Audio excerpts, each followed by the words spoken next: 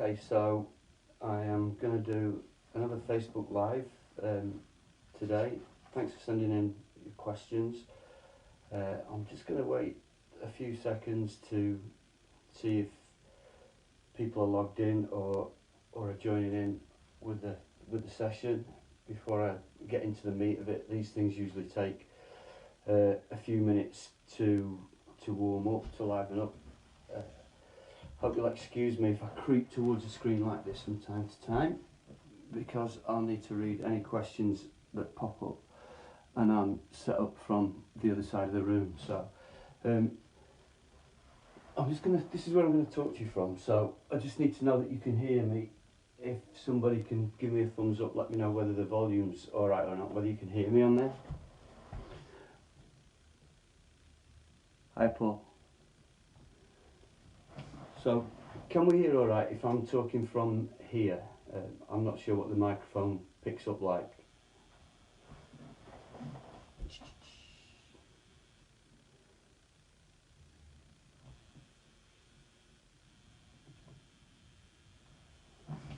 Right, I'm going to assume that people can hear. If you can't hear, then somebody who's got my number, drop me a text and let me know.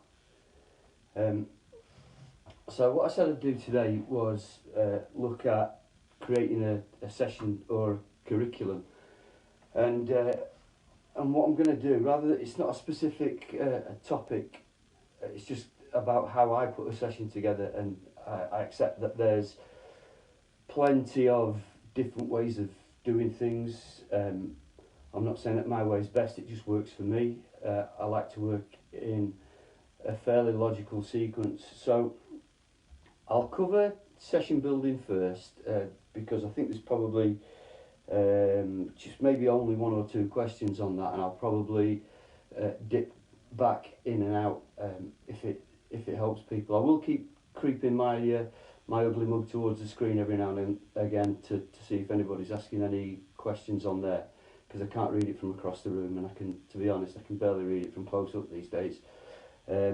So in terms of putting a session together, and I don't want to turn it into a lecture, I'll come back to this later. I don't want to turn it into a lecture at all, but I kind of work on 4 different areas. So let's shift all this light on. I will generally do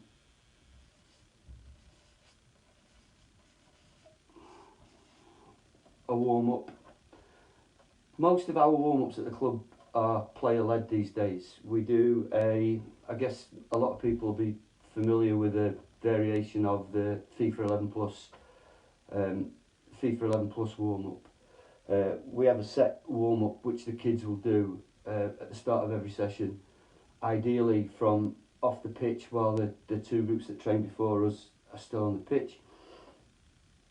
And we'll let the players lead that. Normally one player or a couple of players will take the responsibility for that, and the coaches can then get on with setting up the area once the groups before have cleared out of the way. We will then do some kind of passing practice or a rondo. Between these 2 phases, that's probably anything between 25 and 30 minutes. So player-led warm-up, FIFA 11 Plus, for those of you that know that, and a passing practice or rondo for another 15 or 20 minutes. We then try and get into some sort of opposed practice. So as quickly as possible, we're getting the ball involved.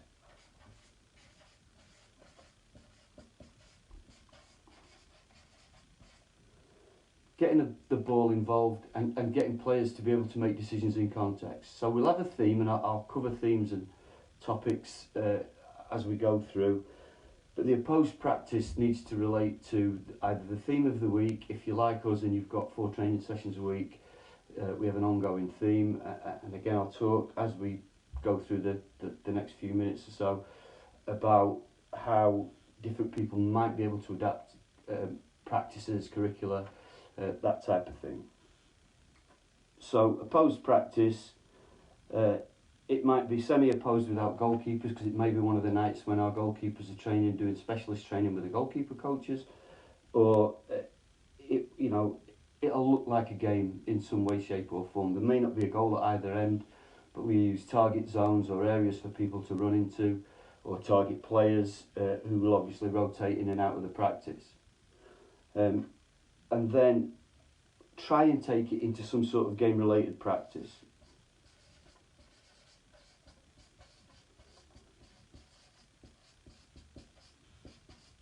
For me, and for the majority of coaches, that will be some form of small-sided type game. Potentially uneven sides. Even working in academy football, you can never be sure how many players will turn up for a particular session. You know how many players that you've got and generally know their availability, but all things being equal, there's going to be times when players can't or won't or don't turn up. School games, homework, dad's car breaks down, whatever the reason might be. So, but finish with some sort of game-related practice. Now, when I was a kid, we just used to call this attack against defence. But whatever the theme that you're working on, this game-related practice will bring out everything that you need your sessions to bring out, your session focus, if you structure your practice time appropriately. So, attack against defence. Some of your midfield players playing for the defending team, some of your midfield players for the attacking team. And that would normally be with goalkeepers by then. So they'll have done all their specialist goalkeeper training. They'll come back over to the group, and that'll be with a goalkeeper or two goalkeepers. And then finally, just where we can, an even-sided SSG, small-sided game, 5v5, 6v6, 8v8. You might play 7v7 with a floater. How you structure your session is down to you and what you're trying to get out of it topic-wise. And then obviously the bit that most of us tend to pay a lot of lip service to is a cool down. Now, with a cool down, there's all sorts of different ways you can do it. It can look like a slower version of your warm-up, but with your stretches held for longer, more static stretching, less dynamic type stretching. What I tend to do quite a lot for the cool down is still keep the ball involved. So I'll do things like football, tennis, depending on how many players I've got. I'll either set up an area or let them set up an area. It doesn't really matter, but if you set them up in a small area where you've got lots of players, you can just adapt the rules so that you don't allow a bounce, for example. Normally, if it's a bigger area, we'll allow one bounce. 3 touches, the ball's got to go back. So it's a kind of football, volleyball, football, tennis, call it what you want. But I like to use that as a cool down, and when a team loses a point or the ball goes out of play, then you can get them to do some stretching in between. But if you control the size of the area, you can make a really effective cool down out of football, tennis. So that's a real basic session structure for me. Now, I know that some countries, if you're asking a question, I can't see it from here, but I will come back to the screen and I'll ask you to put questions up, and I'll put my face closer in a little while so I can read it. In terms of session structure, some national associations, and I think the States are big on this at the moment, and I'm sure that somebody will correct me if I'm wrong, on what they call play, practice, play, and what we in England, Great Britain, UK call whole, part, whole. I don't mind using whole, part, whole, but I don't use it as a rule. And the reason that I don't do it a lot is simply this. If you go into a session armed with a theme, a topic, something that you want to practice on, and you start with a game, if the players are doing that particular thing well, let's say you wanted to work on overlapping runs, the theme of your session is overlapping runs, and within the first few minutes of your game, your fullbacks are getting in and getting crosses into the box, your midfield players are overlapping the forwards and supplying for your forwards. Why would I then stop that and go back to something that they're already doing? So I think that I understand the principles behind whole, part, whole, but for me it's not something I do a lot of. If you do it, great. If your national association says you have to do it, then fine. I was listening to Ray Power on the radio earlier on, and I can't remember, it was one of the other guys that was on there, either Danny Mills or Ray Howard, who said, it's like your driving test. You hold your hands at 10 to 2 and you do everything you're told to do, and then as soon as you get out with a club, you find a way that works for you. I don't see many experienced drivers now who drive with their hands at 10 to 2, for example. So you'll find a way that suits you, that suits your players and gets the most out of both parties. Okay? So, in a nutshell, that's the way that I would put a session together. Now, someone asked me a question earlier on, and I know he's going to be in bed now because he's in Australia. So this is for Stephen Doherty, who's going to watch this when he wakes up tomorrow morning down under. How do you structure a session to maintain interest? There are 6 particular parts to that practice there. The minimum length of time that my sessions last is 90 minutes. So you can see that I'm not going to dwell on any one area for any massive length of time which allows the players to get bored. Warm up, the running part of the warm up, FIFA 11 plus, whatever you want to call it, 5 minutes, 6 minutes. Passing practice and rondo, where you can control the size of the area, control the tempo of the play. Another 15 minutes, let's say. Opposed or even an unopposed practice, a completely different set of debates around opposed and unopposed practice. Generally I try and do opposed, but unopposed practice or opposed practice for another 15 to 20 minutes. The game related practice, at least 20 minutes. The small sided game, at least 20 minutes. And a cool down, probably, like I say, in terms of importance, it should get more time, but probably 5 minutes at the end of the session.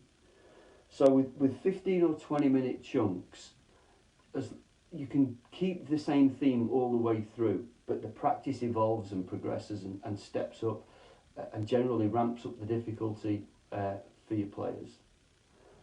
So I hope that answers Stephen's question about how to maintain interest. The other way that you're going to maintain interest is by keeping your players involved. It's no good stopping in a 15-minute practice. If you're going to stop it every 2 or 3 minutes and spend 90 seconds talking, the activity to rest ratio is too big, and your players will get bored. So you need to keep your players involved. We could probably talk about coaching styles, coaching interventions in another one of these Facebook Live sessions. But there's a place for stop, stand still, the command style of coaching, which a lot of us, particularly in this country, would have grown up with. There's also a place for drive-by coaching, where you pull a player to one side, or even while he's playing, just get in his ear and talk to him, ask him what he thinks he might have done differently, could have done better, what was in your mind while you were thinking about that. So in terms of keeping that interest going during the actual session itself, don't stop it too much, don't have too many breaks, don't bring everybody in unless you have to. If you only need to talk to one player, a friend of mine who I've worked with a number of times, Tom Sutton, used this expression once, probably not in this scenario, but if you've got 10 people and only one of them have got a headache, you don't give all 10 a tablet.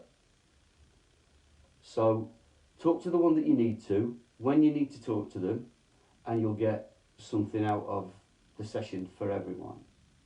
Okay, I'm just going to put this down now.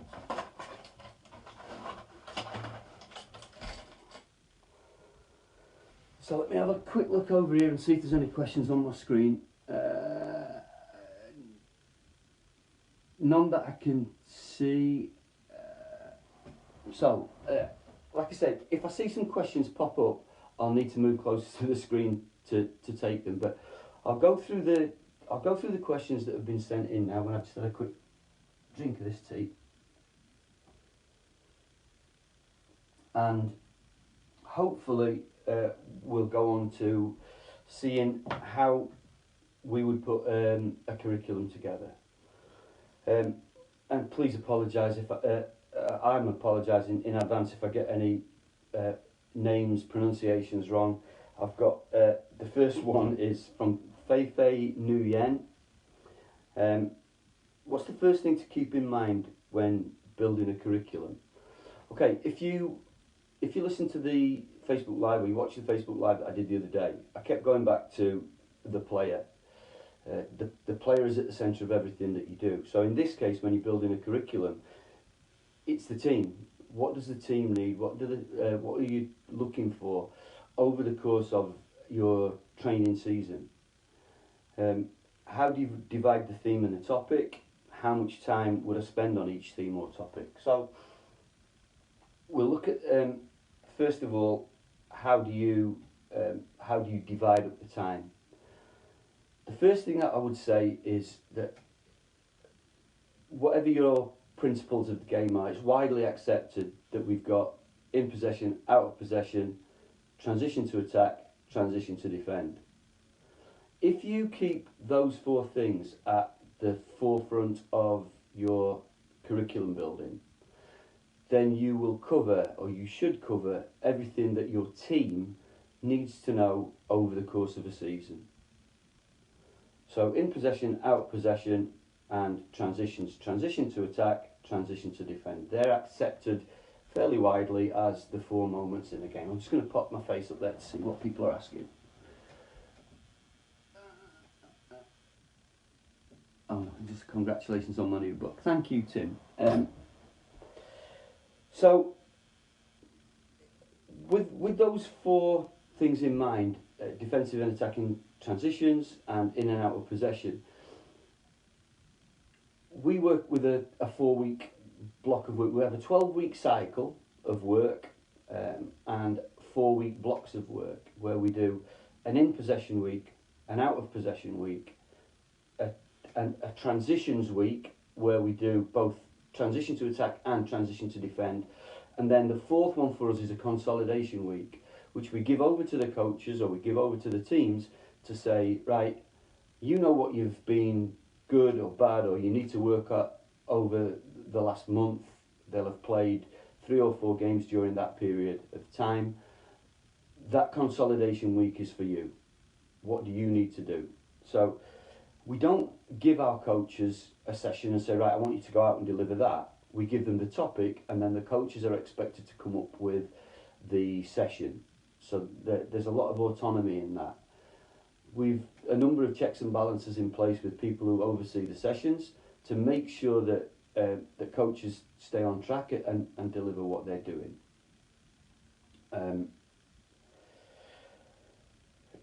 This may pop up later down my list of questions. Someone I think asked about if you've only got your team for one session a week, how can you do this? So I've already mentioned we will have a minimum of 3, but usually 4 training sessions a week plus a game. So it gives us a greater chance to embed the principles of play, be it in or out of possession, or in and out of transition to defending and attacking. If you've only got your team for one session a week, if you've got a second coach, then it's possible to work on 2 aspects of the game at the same time. So I'll show you that on the board, on the tactics table, if I can try and paint a picture. Let's just shift these. So if I've only got one session a week, and for example, you might want to work on playing out of the back. Hopefully you can see this. So back here, I've got a back 4, and then I might have a front 3, and a midfield 3. Whether you've got half a pitch or not is irrelevant at the minute, because in terms of principles of play, if I've only got one session a week but I've got 2 coaches, you're going to have to decide beforehand what the focus is going to be, otherwise you'll stop all the time. And like I said before, your players will get bored. Sorry, I can just see a question. So Gareth Evans has just asked me, with the autonomy during a curriculum, do you regularly share sessions between age groups? The age group coaches, Gareth, will come up with their own sessions, and we have a monitoring tool called the PMA. All our sessions go on the PMA. We also use, which I know that some of you will have seen me play with, we use Sports Session Planner. And when our coaches design a session using Sports Session Planner, it goes into our session library. So any coach can access that. Now, I've been using Sports Session Planner for probably 10 years now, and over that time I've built up a library of sessions. So our coaches can access not only my library of 300 or 400 sessions, but they can access the whole of Sports Session Planner, pull out a session from there, and then tweak it and adapt it to fit our numbers and players and size of the area. So that would be one way of us sharing sessions. So going back to this point about if I've only got 1 hour a week, how can I work on a particular session? So if, for example, you wanted to work on playing out from the back, and you've got 4, 7, I've got 13, I've got 14 players on the board here, including a keeper. So whether you're playing 4-3-3, if you're playing 4-4 with a diamond, there's the top of my diamond there, just ignore that half of the table. I only need 3 of my midfield players to work on this particular topic. So in terms of playing out from the back, I would be looking at the red team here. Can they play out from the back? And at the same time, my forwards, these little blues, can be working on pressing from the front. So actually you've got 2 coaches working together but working in opposition in terms of what they're delivering on that week. So if you've only got 1 session a week, you decide what your focus needs to be for that particular week. But there's no reason why you can't work on more than one topic. The only players that might get a little bit disenfranchised in all that might be your midfield players, or you might have to sacrifice your formation if you haven't got enough midfield players. Because in this one, for example, I've got 6 midfield players. I've got 4 defenders and 3 strikers. I don't know how that fits in with your squads, but it's just a way of doing it. I'm just going to have a quick look at that. Would you change the curriculum based on the last game performance? I'm going to cover that in a little while, because somebody else asked me a question about that. And again, it'll be my answer. There'll be no right or wrong, in my opinion. So the next question to deal with for me came from Sarah McGarty. Sarah asked, what would be the focus pre-season, and how would the focus change as the season progresses? Excuse me. So obviously, your focus pre-season needs to be. No, it depends. Listen, I'm not going to. I hate to keep saying obviously, because it's not obvious. Otherwise, it wouldn't keep coming up. Pre-season doesn't necessarily need to be about fitness, and certainly when you're working with kids, and I'm talking now, probably 16s and under. It doesn't need to be about running for miles and miles and going up and down hills. You can do a full pre-season with nothing other than the football and a football pitch.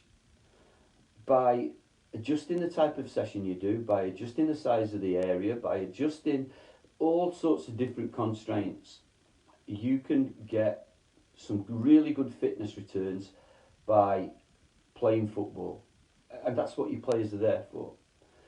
And I've heard all sorts of counter arguments, and I'm sure that there's people out there that are watching who will happily list them for not running hills, people who take kids to run on beaches. Well, you know, the pitch is the pitch. There's no real big, massive slopes, so why are you doing hill training? And certainly, the lower down the age groups you go, the less of that type of training you should be doing.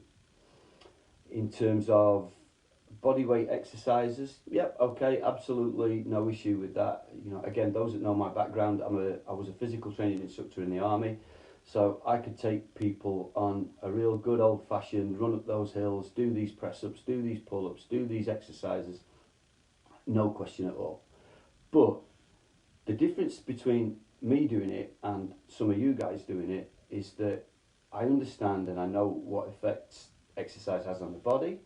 I know what a press-up should look like, and I think that that's one of the big dangers, particularly, and I don't want to do anybody down who's living in the States. If you're watching this from the States, in a litigious society, if I took a player and gave him press-ups, burpees, star jumps, bunny hops types exercises, and that player then got injured, I would expect his parents to come after me and say, why? Why has he got injured? How's he got injured?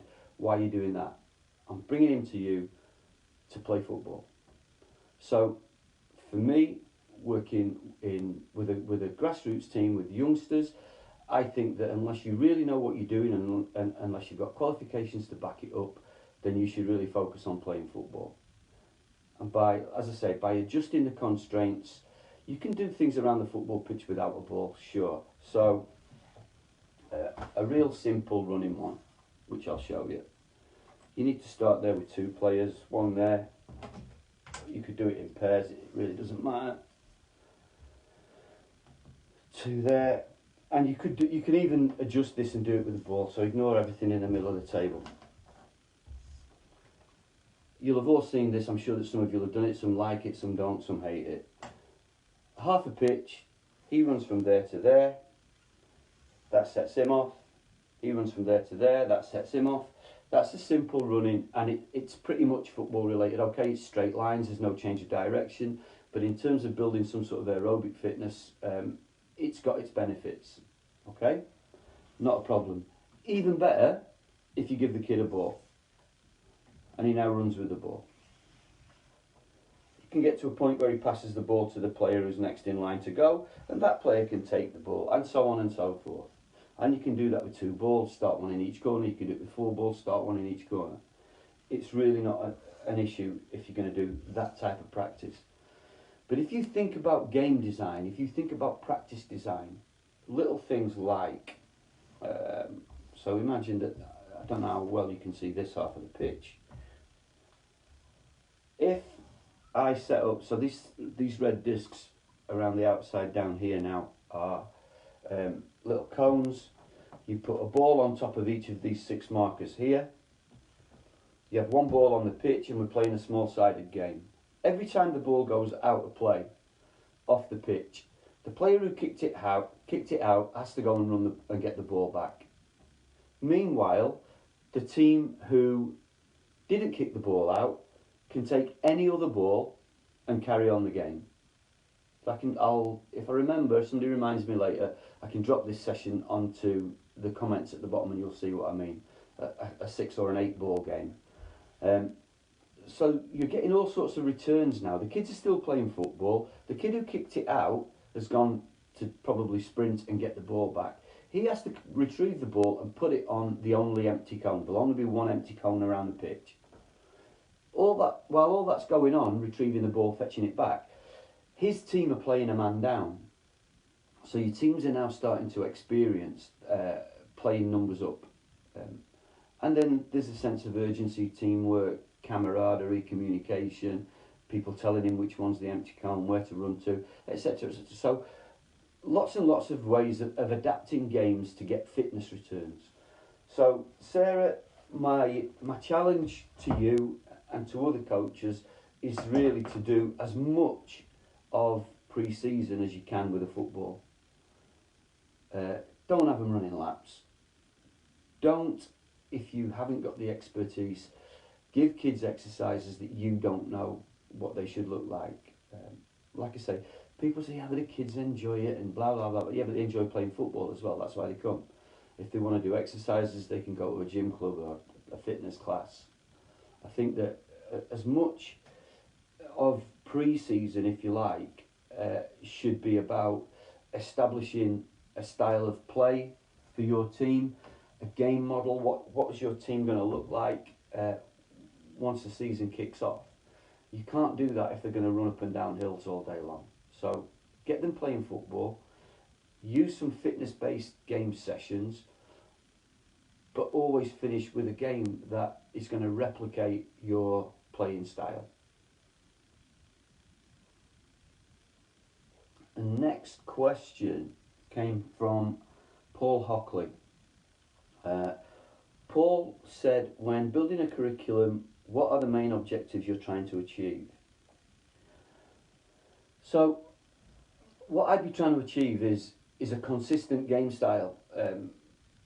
So if we're talking about individual teams now rather than clubs, which is what I spoke about the other day with my last Facebook Live, you need to develop a style of play over the season. So if your style of play is going to be playing out from the back, for example, then your curriculum needs to reflect that. So it might be that you work, for example, on playing out from the back with a, whatever, let's have a 4-3-3.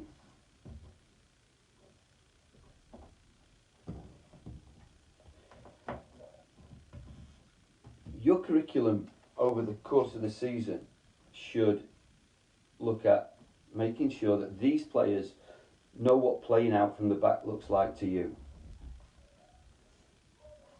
So how are we going to play out from the back? Who goes where? Do these players recognise cues and triggers? Where they go when the keeper's got the ball?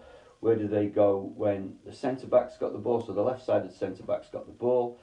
Do you want your full-back to come inside and your outside midfield player to go wide? These are things that you can work on all the way through the season with regularity. And not only that, playing out from the back, great, gets you into the middle third. So what then does your game plan look like as you move up the pitch? Where does your keeper go? Where do you want your centre-backs? Do you want your full-backs pushed right on up here? Do you want your midfield three in there? Do you play with one dropping and getting on the ball, or one high behind the two strikers? So your curriculum puts all that in place, but not just in playing out from the back here, playing out from the back here as it moves up the pitch. So we've called it playing out from, or developing playing the defending third, developing playing the middle third, finishing the attack, or creating the attack and finishing the attack. So there's lots of different labels you can put on it, but your curriculum needs to build up and build up and build up so that your players have got those pictures in their mind. When the ball is here, where do I need to be? Sorry, a question popped up, so let's have a quick look. Cheers, Lee. Not a question.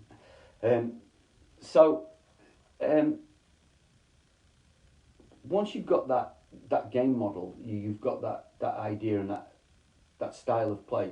It's all very well you having that in your head, but that's got to translate to your players, because they're the ones who carry it out onto the pitch on a Saturday or a Sunday whenever you play your games. So that's, for me, that's the curriculum. The curriculum is developing your style of play, educating your players in your style of play in each of those 4 moments in the game. So keep coming back to that. What do we look like in possession in the defending third? What do we look like in possession in the middle third? What do we look like in possession in the attacking third? What do we look like out of possession in the attacking third? What do we look like out of possession in the middle third? What do we look like out of possession when we're defending close to our goal?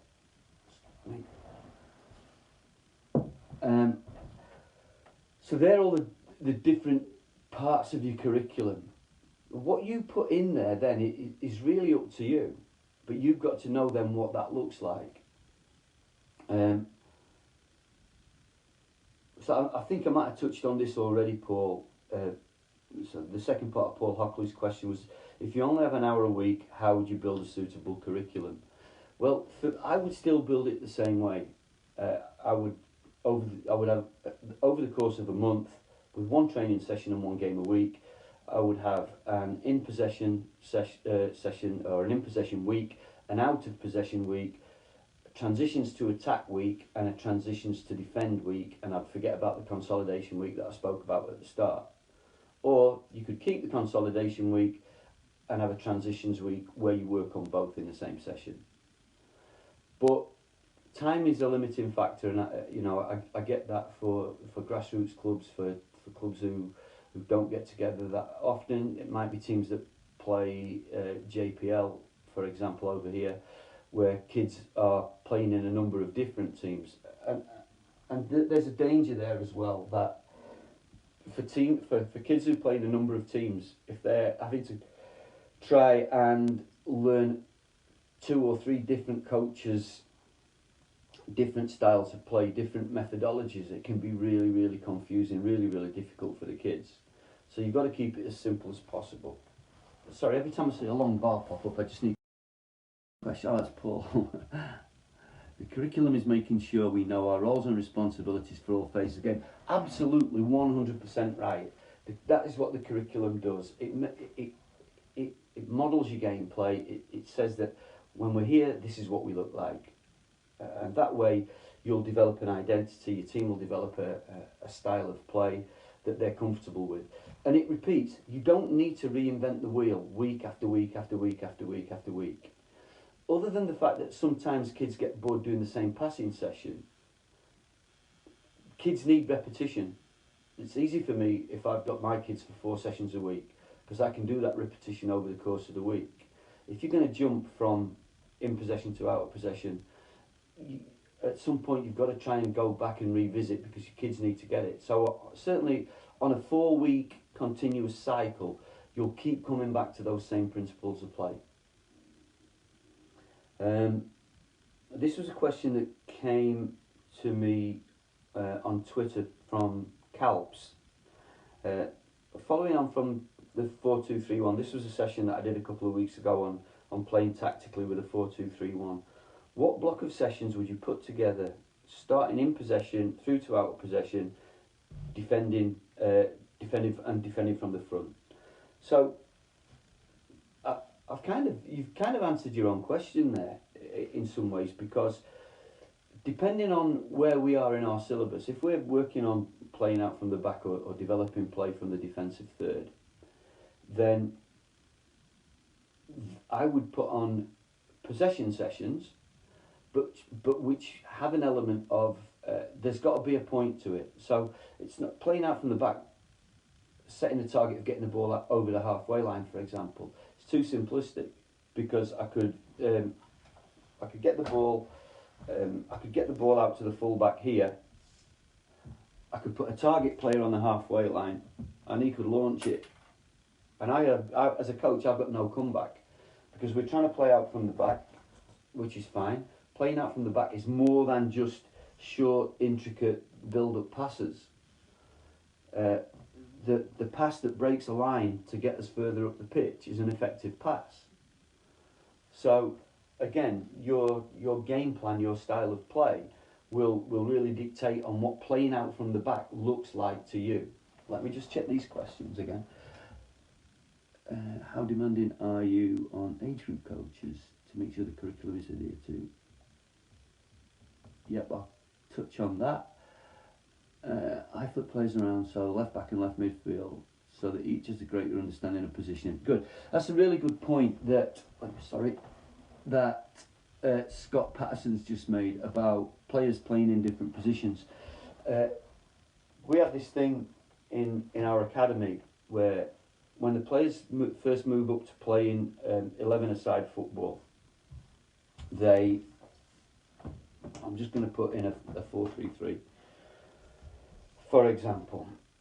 So for me, the left-sided centre-back should be able to play here as a left full-back. He should be able to hopefully play there as a left-sided midfield player.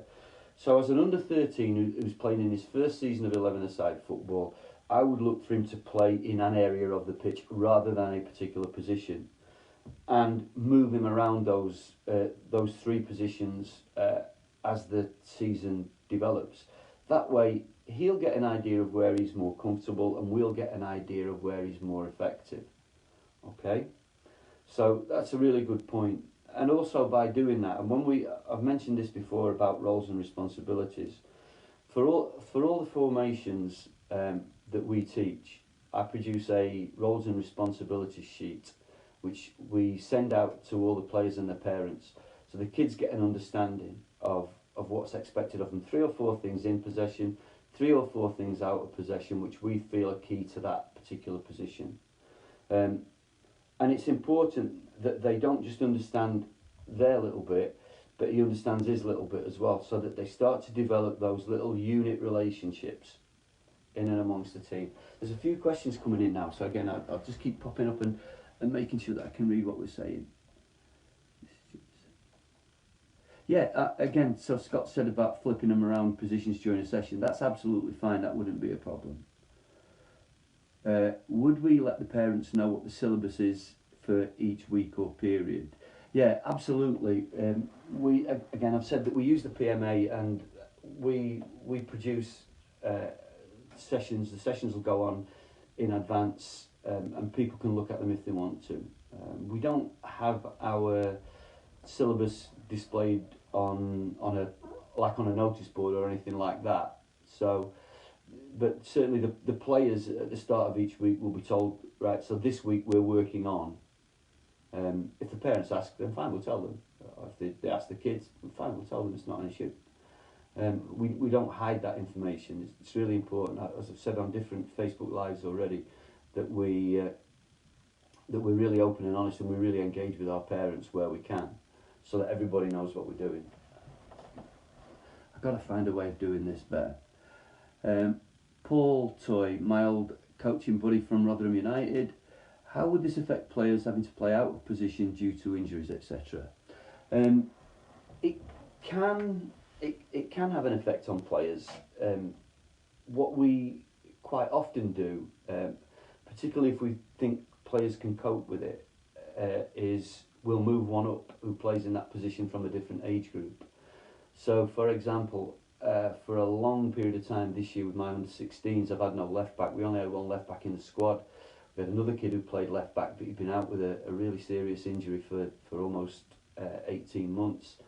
So we felt that the under-15 left back could push up an age group and play in the under-16s, which he's done really well. And those things, you know, those are the little tests that kids, particularly in academies, have to try and cope with it and overcome. So yeah, other than that, by asking, it's quite unfair at times to ask someone who might be predominantly a right-sided centre-back, look, we've got no left-back this week, can you go and play there because I know you'll do a job for us. That's not really where he wants to be assessed in. So from our point of view, what I did for a big chunk of this season when the under-15s left-back wasn't available, so I moved to a different formation, and I played 3-5-2, so I didn't need a left-back.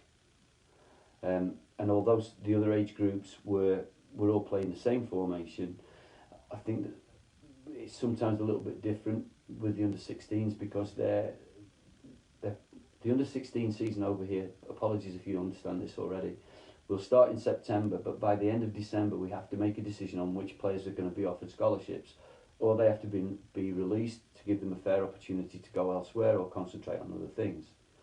So that under-16 age group is a really tricky one. You really need to be assessing players in their natural position. It's a slightly different subject, but it's player development, and maybe that's a subject that I can cover next time. When I ask for suggestions later, bear that in mind. Another session just come up there, which I'll have a quick look at. Greg Curran, what would you recommend you teach players to play out from the back and during the game? Right, so I can only see half your question, Greg. What would you recommend if you teach players to play out from the back? I think the biggest thing that you can teach your players is decision making based on what they see at the time. So I'm not disparaging about playing out from the back when I say that if the ball goes out here to the right-sided centre-back and the striker, the number 9, is making a run in behind, if he plays the ball from there to there and gets the striker in, that's playing out from the back effectively, especially if we retain possession higher up the pitch. So you've got to give your players all the tools. It's no good giving your players only half the tools in the toolbox. They've got to be fully equipped. So yes, can we teach them to play out from the back with short, intricate passing, with good movement from the midfield 3, 4 or 5, whatever you play in front of them, to make options for players in possession here. But if these three here are constantly matched up and overloaded, but they keep leaving spaces in here, can we get the full-backs higher up the pitch and get centre-backs to hit diagonals and get the full-backs out and release us that way? Can he find line-breaking passes into the strikers or one of the strikers who might drop short? You absolutely 100% owe it to your players to give them every option available, and make sure that we're equipping our players properly. The decision has to be down to them because they're the one who sees. I've been guilty of this in the past. Stopping a session because the centre-back's given the ball away. And then I've just corrected him without actually saying to him, well, what did you see? What were you thinking? Not in a negative way or a sarcastic way, but I sometimes do that as well, as anybody who knows me knows. But he's the only one who can make that decision. Excuse me. So we have to make sure that we give our players lots and lots of different scenarios. And that comes back to this, for me, this game-related practice. If we do lots and lots of game-related practices and put players in real-life scenarios, real-life situations which they're going to come across in a game, then that will equip them to make better decisions. Playing out from the back does not look like Tony Mee's version of playing out from the back. It looks like whatever your version is with your players. Excuse me, sneaking up on you again. How do you go about coaching players to be able to play different formations? That's from Brendan Johns. So, Brendan, what we do at our club is our season is a 4 or 6 week pre-season cycle, which is games-based fitness, and then we use 3 12-week cycles over the rest of the season. Each one of those 3 cycles, we're probably going to play a different formation. In our case, because I work for a professional football club, it might be based around some of what the first team and youth team are doing. So if we always play with a back 4, for example, to at least 2 out of those 3 cycles, we will play with a back 4. But the third cycle is probably going to be us playing with a back 3. Because as we all know, by the time those players get to youth team level, first team level, there might have been a change at the top. The new manager might have said, well, look, we're now going to play with 3 at the back. The first team are going to play with 3 at the back. So I want the academy to play with 3 at the back. Clubs like Ajax, for example, who famously play 4-3-3 all the way through the system. But not everybody does the same thing. Excuse me again, I'll just check these questions. The furthest safest to maintain the ball springs to mind. Absolutely, Paul. So the furthest safest forward pass that maintains the ball is a safe pass. Absolutely 100% right. You know, there's no point passing 5 yards, 5 yards, 5 yards, 5 yards, and all of a sudden their striker gets bored, nips in and scores a goal. If you can break a line, break a line. Okay, so I'm going to come back to the questions. Done that one. Okay, I'm going to pick up on this without really having an answer to it, just because he asked a question. So Connor Howlett asked me for advice on building a curriculum to support the transition from 9v9 to 11v11. It's a difficult one, mainly because I've only ever worked one season at 9v9, and we had a completely different way of building a curriculum at that point to what we've got now. There's a lot of focus now with the foundation phase kids. So foundation phase for us is under 9s through to and including our under 12s, so all small-sided football. And what we try and do is make sure that we link each little bit together. The biggest jump for us is when they go from 9v9 to 11v11 the transition from under 12 to under 13. And the way that we're trying to look at that at the moment, and it's actually an ongoing discussion that we're having at the moment, is the second half, so post-Christmas, in the under 12 season, we try and get as many 11v11 games against other academies or grassroots teams as we can, to try and get our players used to that transition, that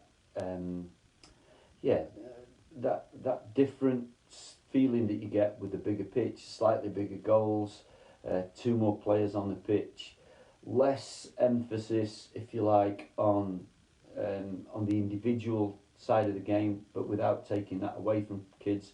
And if we've spent 4 or 5 years with kids saying stay on the ball, dribble and drive, connect, and giving them all these different tools, it would be wrong. It's wrong of people to think that as soon as they get to 11v11 that I hate this when people say it, that we coach out technique, we coach out individuality, we try and embrace and harness those things within a team framework. So that's the only real advice that I could give you there, Connor, in terms of that transition from 9v9 to 11v11.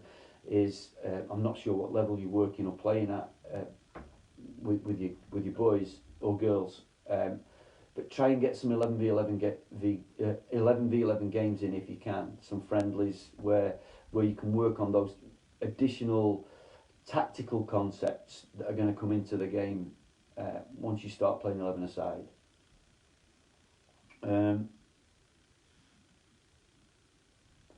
Rob Porter has asked, how would you schedule and balance between in possession, out of possession and transition? And I think I've probably already answered that a couple of times with regards to how we structure our sessions. So we have a week of in possession stuff, a week of out of possession stuff, and a week of transition. And within that transition week, we do both. We do transition to attack and transition to defend. Because we've got 4 sessions a week with our older kids, it's easy enough for us to work on. I touched on it earlier on with a different question about what if you've only got them once a week, then have an in possession week, an out of possession week, and a transitions week, and just keep rotating round. But working the different thirds of the pitch. It's not all playing out from the back, as I've already said, is great until you get into the middle third. Then it becomes building the attack. Get into the final third, it becomes creating the attack or finishing the attack, whatever you want to call it. Okay? And I'll come on to that in this before I go in the next few minutes. Slightly self-indulgent, I appreciate. So this question was asked to me last night by Kelly McAleeny. If you stick to a set curriculum, somebody else asked me this morning, if you stick to a set curriculum, when do you get the chance to fix a football problem, i.e. from the previous game?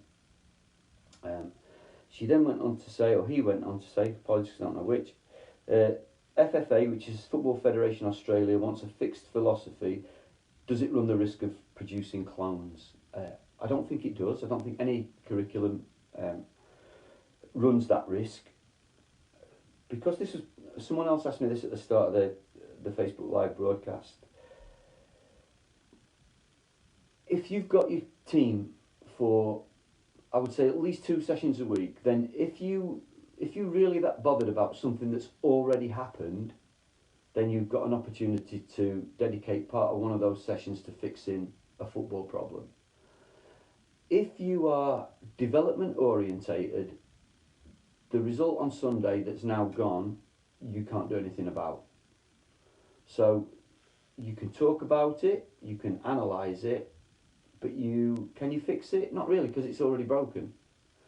You know, if you kept getting caught on the counter-attack, but your curriculum says that next week you're doing something else, defending from the front, then you can still adapt part of that session to fixing your football problem.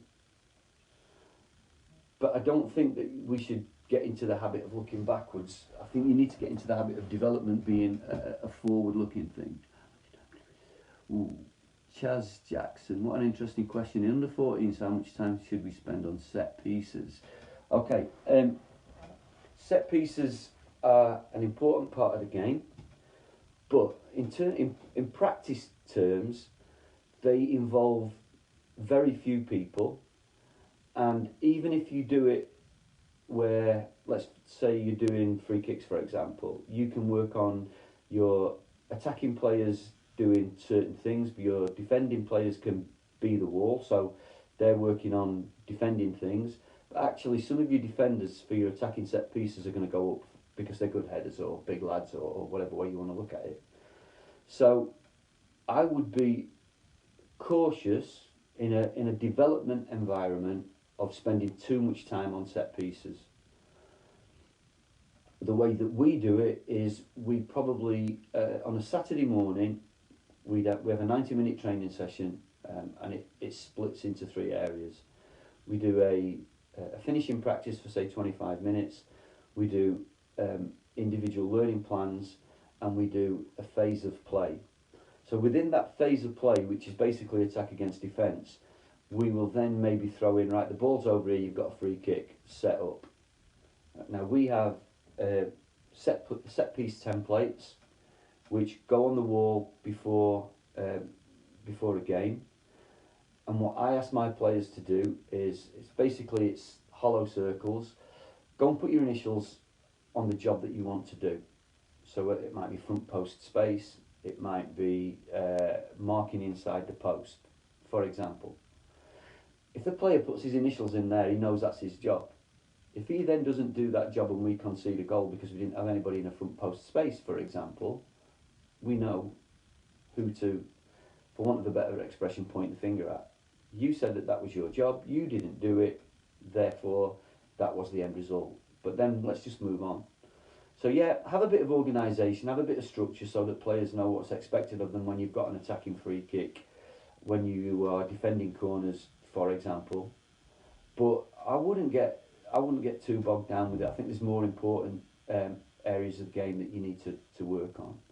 So it might be 15-20 minutes a week if you've got 2 sessions a week. If you've only got 1 session a week for an hour or 90 minutes, does it really matter if all your set pieces are off the cuff? Just have some defensive organisation. That's probably more important bit. Don't concede from set pieces. If you score from set pieces, it's a bonus. But that's just me, just my thoughts.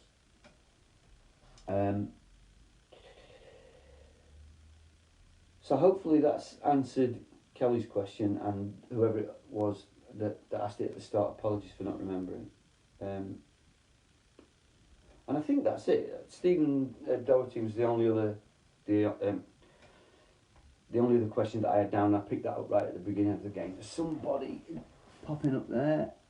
Is it possible to share those set piece templates if they don't give away your secrets? Yeah, listen, I guess it is, but it's something really simple that you can do using a PowerPoint or sports session planner or academy soccer coach, whatever you use for your session design. So if you, for example, when I was playing and when I first started coaching, every team had 2 players on the inside of the post when you were defending a corner. Nowadays, that might not necessarily be the case. Some people say, right, we'll have somebody on the front post but not the back post. If you might defend with your 3 biggest players. Should I go down that end? Let's go down that end. You might defend a corner with the ball's going to come in from over here. You might defend with 3 players zonally across your 6-yard line, your 3 biggest players or your 3 best headers, your 3 most athletic players. You might have those 3 players there doing a zonal marking job where if the ball comes into their zone, they're going to go and head it. And you might have 3 or 4 players here marking whatever setup the opposition have. So you've got a mixture there of zonal marking and man marking on that particular set piece. But that's just down to you and your philosophy and your style of play. You know, again, goes back to what I spoke about when I did the Facebook Live the other day about philosophy. Your philosophy can encompass what are you going to do from set pieces. It doesn't have to be reactive. You can just be proactive. This is what we do. Everybody knows what their job is. When we're defending a corner, that is what we look like. So you can design that yourself really easily. I probably shouldn't share our club template, so I won't. So I'm just gonna. I've got a couple. I can't believe that these things go on for over an hour. It's just really flown by, and it's great that people are showing an interest, especially when we're confined to barracks, as it were. So I will just show you this, and this is available now from today. It's my book on pretty much a lot of what I've just covered, how to put a curriculum together, gives examples of the kind of sessions that you might want to do for playing out from the back, for developing play in midfield, finishing the attack, what else, defending from the front, defending in midfield, emergency defending, all sorts of bits and pieces. And as you can see up here, I'm not making any money out of it. So that's available for you to buy today if you want to.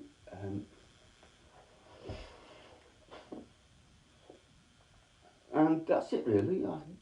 We can have a sort of 20 seconds of waiting to see if there's any more questions. If anybody has got any suggestions for another Facebook Live that they'd like me to do, by all means, when I finish the broadcast, just stick them on the bottom in the comments boxes and I'll pick that up. Probably do another one on Wednesday. Now that I've got no Zoom meetings with work because we've been furloughed, I've got lots and lots of time on my hands.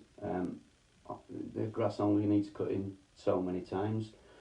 And if I don't do things like this, I'm going to end up painting a fence or doing more ironing or some other ridiculous task that I don't want to do.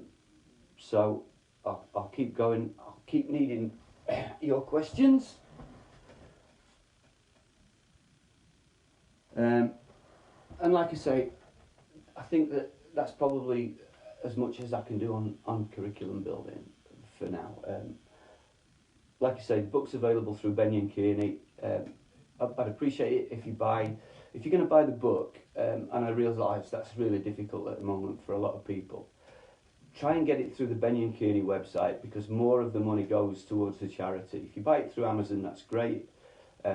We'll still make a good few quid from each book, and it will be available on Kindle from I think the 1st of June. If you've got one of these posh Kindle Fire jobs, it will still be a full colour illustrated book.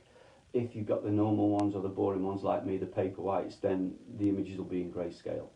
But thanks for listening, and I will attach myself to this Facebook again, probably midweek. If you've got anything you want to see, as I said, stick it in the comments at the bottom and we'll pick it up then.